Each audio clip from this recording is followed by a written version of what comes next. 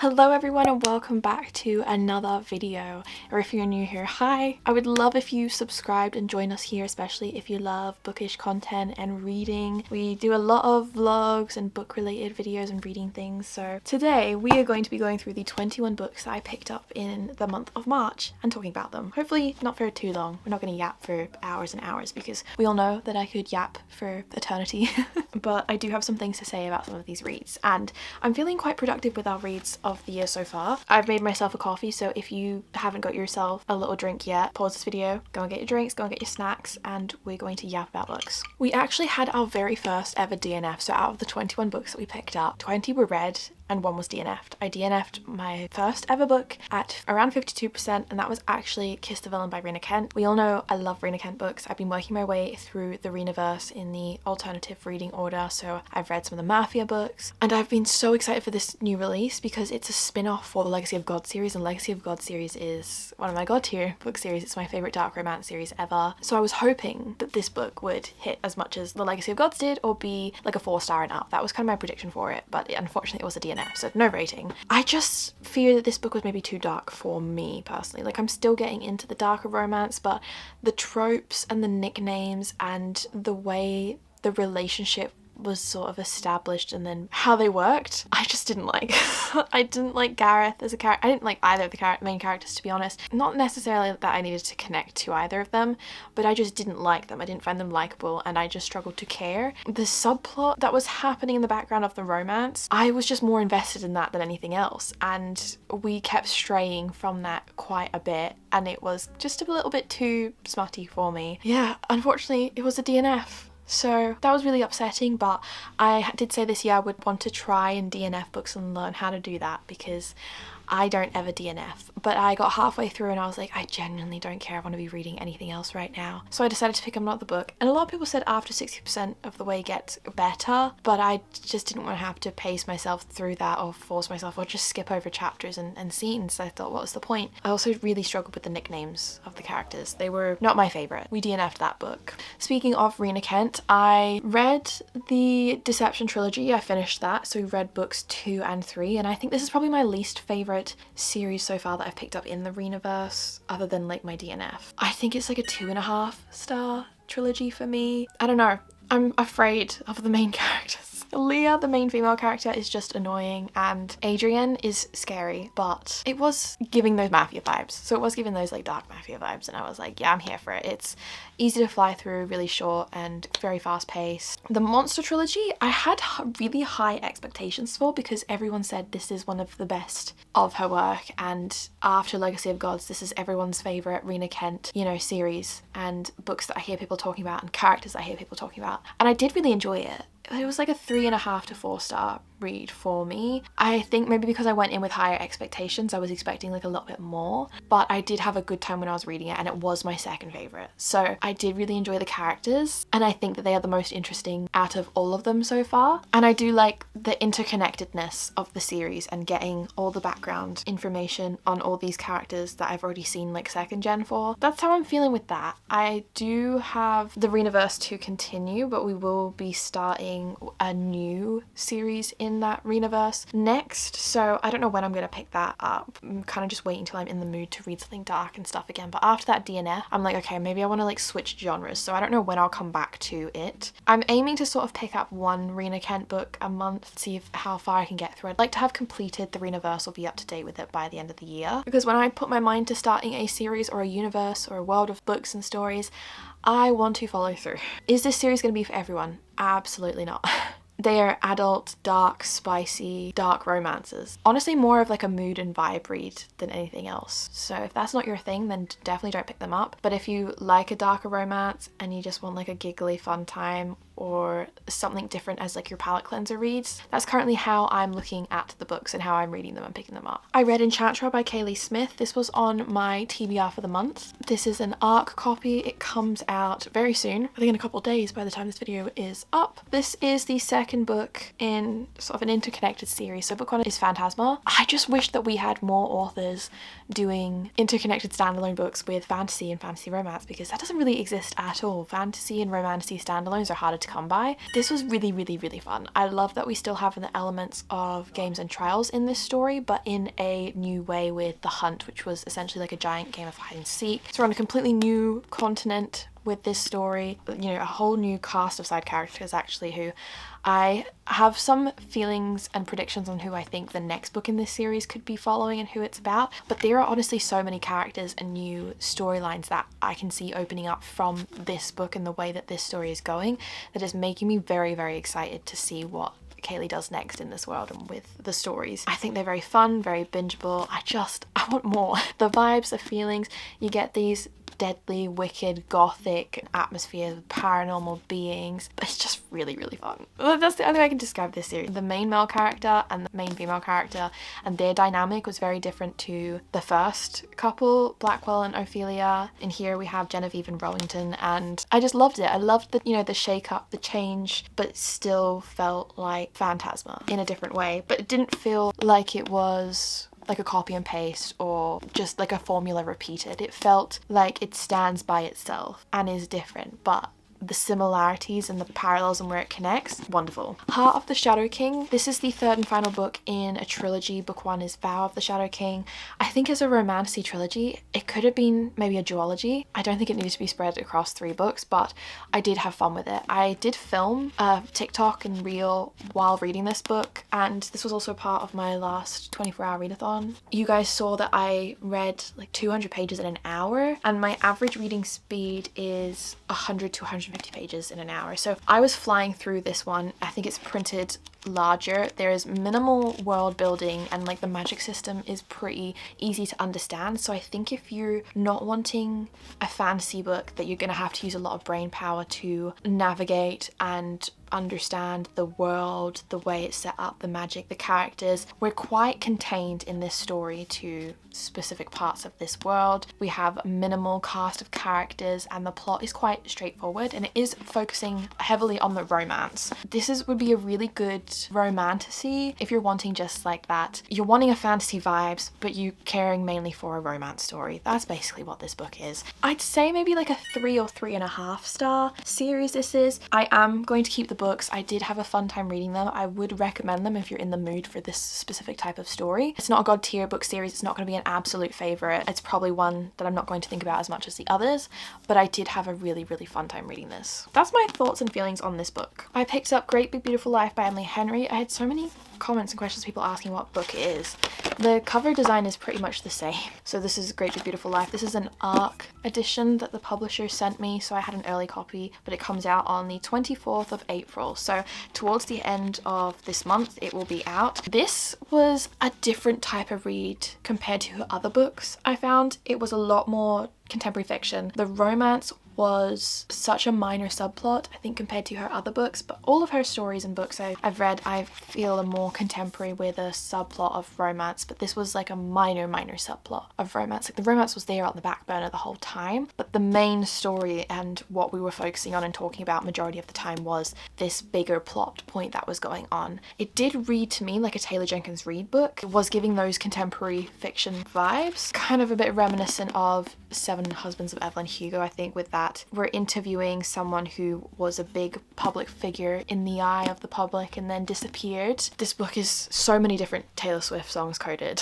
I'm a book lovers and funny story girl, and I loved this. And I know some other people have read it and haven't loved it as much as her other works, but if you watch my 24-hour readathon, you saw me read this book and my reactions, and it was an automatic 5-star because I couldn't stop giggling. I was laughing, I was getting upset, I was getting invested, and I have thought about this book multiple times since I finished it. So 5 stars, I loved it, I binged it, I read it in one sitting. It's probably my second favourite Emily Henry book so far that I've read, and I can't wait to see what she does next. I picked up Wildside by Elsie Silver. This is the 3rd book in the Rose Hill series. Controversially, I think my favourite book is Wild Love, which is the first one. I did like Wild Eyes, and I feel like I liked Wildside as much as I liked Wild Eyes. Like, I cared about the two the same amount. I think this is her slowest burn. We didn't really get too much romance until 70% onwards. The plot was kind of plotting in this book. A lot was happening in this story. These characters both had a lot to unpack and work on individually before they could come together. I really enjoyed the conflict in this book. I was expecting something a little bit more formulaic with like a third act breakup or something. It surprised me. I was very happy with how that was handled. I hated the way in Wild Eyes that there was that conflict and that whole storyline and plot point. I didn't enjoy it. So reading this, I was like, okay, yeah, no, I like this one much better, the way that this has been done. They're not my favorite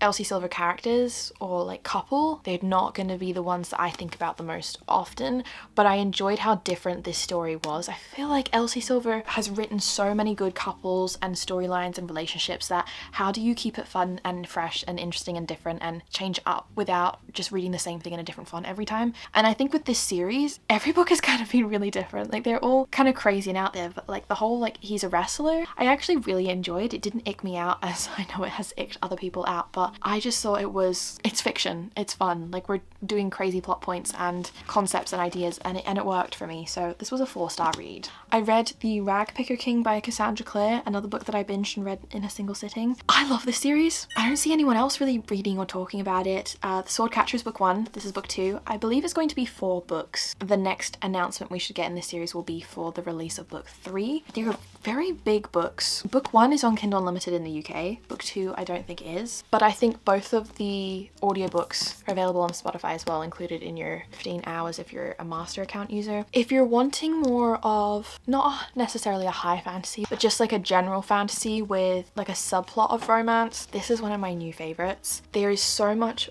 world building in this. So many characters. We have like multiple main characters, multiple different subplots and stories going on. We're basically following 3 or 4 characters who all have completely different upbringings and roles in this world and in this kingdom, and there's a lot of court politics, a lot of court drama. There's a lot going on in this book. I do think it is a slow start to get into, and we have a lot of setting up for the world and the storyline. There's a lot of backstory, and we kind of need to understand certain things before we can get into the really engaging action in this story in the world. It is a character-driven book. I like all the characters. I love how all the storylines are crossing over, and the last sort of 150 pages in this book were my favorite in the entire series so far. Like the ending, the plot reveals, the way that the story is going. I am so excited for book 3. I can't even like put into words how much I enjoyed the ending of this book. If you like more of like a fairy tale fantasy with a kingdom and princes and masquerade ball scenes and a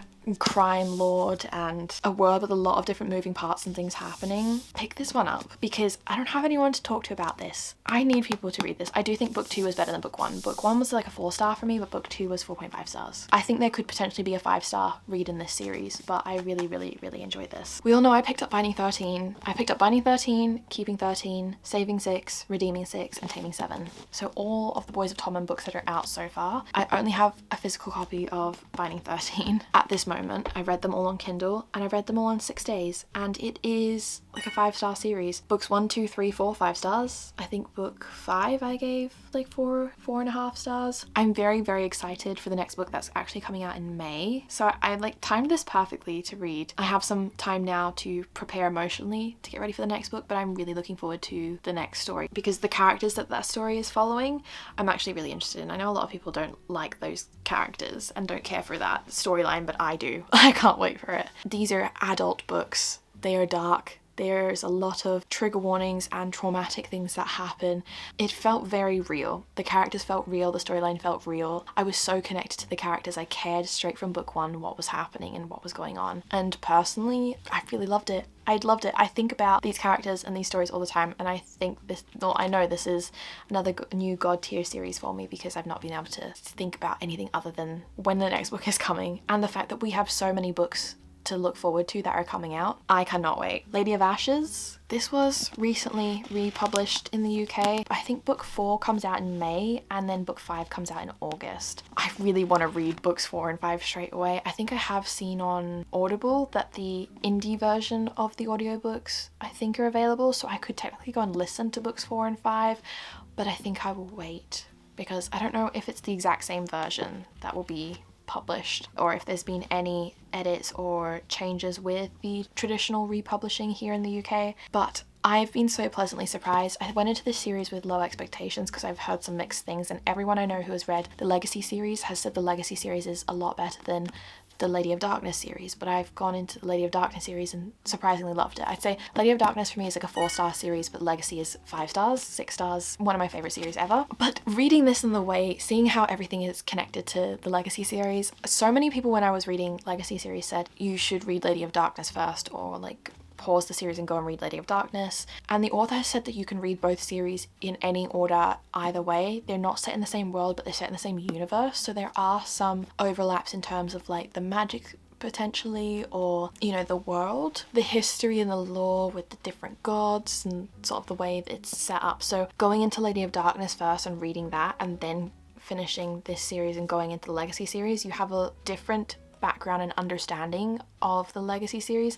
And there were some like big reveals and things in book 3 that I'm like, if I read Lady of Darkness first and then went into Legacy series, I think it would be a completely different reading experience. That's essentially what I'm trying to say. If you're someone who wants to have like a full understanding of a world and understand lore and background and go into a new series kind of with inklings and a bit more knowledge, then read the Lady of Darkness books first, and then you know that it's only just going to get better with the Legacy series. But if you're like me and you don't really care, you can read them in any order. Honestly, loved this. I want more.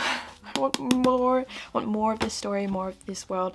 And I think Melissa K. Rorick has announced that she's doing this whole like chaos verse world where she's doing multiple book series set in this world, and I have never been more excited to be alive to have this to look forward to, because this could potentially be my favorite book series, author, world, everything ever. That's a big statement. Another favorite book series, House of Devils, City of Lies and Legends. I love an urban fantasy. I thought that I would hate urban fantasies and it wasn't really my thing, but it turns out I love an urban fantasy. Book 1 is very Crescent City coded. A lot of people have said or compared it to. When I read book 1, I was like, okay, it's an urban fantasy and there's fae and paranormal beings. The overall plot I just think is more of a typical fantasy plot. So the only other book that you can kind of compare like a big popular urban fantasy series is Crescent City, but to me it read completely different. They were completely different types of characters, and where the storyline goes, books 2 and 3 felt very unique. The storyline was completely different to the Crescent City series. So if you read book 1 and you're like, yeah, not for me, or it's reminding me too much of other things, pick up books 2 and book 3, because book 3 is my favorite. Book 3 was my first 5-star in the series, and book 4 I think we're getting in July. I think it's the 8th of July. I can't wait. We've had 2 new main characters being added to this storyline, and a new part of the world has opened up that we are exploring. And as the book series progresses, we're getting new character chapter point of views and new subplots, and instead of just focusing on these 2 characters, we now have a whole cast of side characters with their own storylines, their own romances, their own struggles. I love the way that she explores men's mental health in this. I actually care so much about all these characters. This is one of my favorite urban fantasies ever now. I am obsessed with it. It's also indie published. It's available on Kindle Unlimited, and in the month of April, books 1 and 2 I think are in the 99p Kindle deals. I read Play Along. This is the 4th book in the Windy City series, and we are getting a 5th and I think final book very soon in this world. I'm gonna be really sad when it ends because I have really enjoyed this book series. I might have to go back and read book 1 because I just started from book 2 onwards. But the men in this series and in this world are some of the best fictional men and book boyfriends that I have ever read. They are billionaire sports romances, and it's been hinted from books 2, 3 what the romance is going to be in the storyline for that. So I have been highly anticipating getting to this book and seeing a different side of these 2 characters and getting to know them a bit more. And Isaiah Rhodes is now one of my top 5 book boyfriends. There's just something about a pathetically obsessed fictional man. Yeah, I think this was my favourite one in the series so far. My first 5 stars in the series. Books 2 and 3 I think I gave both 4.5 stars. I just think it's one of my favourite interconnected contemporary romance series, other than like the Chestnut Springs. I think this is it for me. So I need to get physical copies of these books because I've read them on Kindle. They're on Kindle Unlimited. But book 5, I feel like my expectations are so high now for the next book that we're gonna get that's gonna be released that I'm afraid that it won't compare, but fingers crossed. And then the last 2 books I read were my March book club book of the month, which was Blood and Steel. I read book 1 and then I also read book 2 Vows and Ruins. And book 1 was like a 3.5 star read for me, book 2 because the ending was 4 stars. I can see why people love this book series so much. I saw a review of someone saying that it's an adult fantasy book series, but it kind of reads like a YA, and I would say it's a good entry-level fantasy because of that. Like, it's very simple to understand. I do think there are a few plot holes and, you know, things that aren't adding up right now, but they haven't really bothered me that much or put me off of the plot or, you know, been distracting, essentially is what I'm trying to say. But I just think it's a fun time. I don't think it's supposed to be anything too serious or deep. I can't see myself giving a book in this series 5 stars, but I do think it will be a highly rated fantasy romance series. Like, when I think of fantasy romance, this is giving like 50% romance, 50% plot. We have side characters. I can see where the spin-off's going because I do have a copy of the Iron and Embers spin-off, so I wanted to get through Blood and Steel so I can pick up Iron and Embers, and I'm very much looking forward to that now, knowing who the characters are about, because they are prevalent characters in this storyline. But I am just working my way through the series. The books are like 500 pages, but they read like 300 pages, and I had a look on the audiobooks because I think like normal 500-page audiobooks are like around 20 plus hours long, but this is like 14 hours, so it's a lot shorter. And I'm wondering if it's maybe just like the word count is less, because when I'm reading, I'm like, this doesn't feel like a really heavy 500-page fantasy book. I am flying through them. They are very bingeable, very fast to read. So if you want a shorter maybe audiobook to listen to, I listened to a few chapters in audio and I did enjoy it. I'm currently reading the Slaying the Shadow Prince, the interconnected book that you're supposed to read in between books 2 and 3, and I think that I'm going to finish like the whole series this week so I can pick up Iron and Embers quite soon after while it's still fresh in my head. But I'm really enjoying the series so far. I'm enjoying it more than I liked the Trial of the Sun Queen series, but I would say it's a similar level of like fantasy romance to that in terms of plot and romance, but they're like completely different vibes, completely different stories. The main male character in this is very Cassian coded. Our female main character is just a badass. So they are all the books that I read in the month of March. We had a pretty good reading month, a lot of fun reads, and also, as I said, feeling very productive, completing a lot of series. I'm back in my starting a book series and just binging it and reading it all in one back-to-back era, so I'd like to hopefully continue that, because then it means we're not just like picking up and putting down a bunch of book series. I love seeing things through. It's just my favorite way to consume a series, is to just binge it. So been having a lot of fun doing that,